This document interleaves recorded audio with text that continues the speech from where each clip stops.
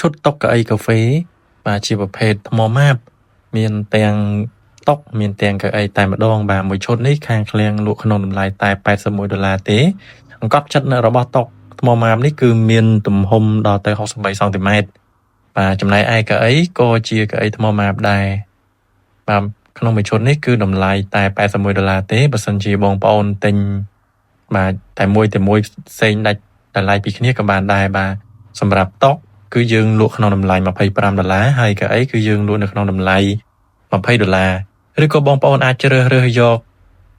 កៅអីប្រភេទនេះក៏បានដែរបាទកៅអីប្រភេទនេះគឺតម្លៃវាល្អជាងកៅអីថ្មម៉ាបមិញបាទត្រឹមតែ$11ទេបាទថ្មីទាំងអស់អីវ៉ាន់ទាំងអស់នេះបាទហើយចំណែកឯកៅអីថ្មម៉ាបនេះបាទតម្លៃ$20នៅពេលដែលយើងដឹកជញ្ជូនគឺយើងដាក់ថ្មម៉ាបផ្សេងហើយដែកផ្សេងដល់ពេលដល់កន្លែងទើបយើងរៀបចំដាក់ដំឡើងបាទបិទខាវភ្ជាប់ជាមួយនឹងដែកតែម្ដងបងប្អូនអាចមករកមើលនៅទីតាំងផ្ទាល់ថែមទៀតក៏បានដែរឬក៏អាចទំនាក់ទំនងតាម Telegram ដែលមានលេខ015នៅក្នុងវីដេអូនេះស្រាប់បាទទីតាំងគឺស្រួលរកទេគឺនៅម្ដុំស្តុបទូលបរោះផ្លូវវែងស្រេងបាទ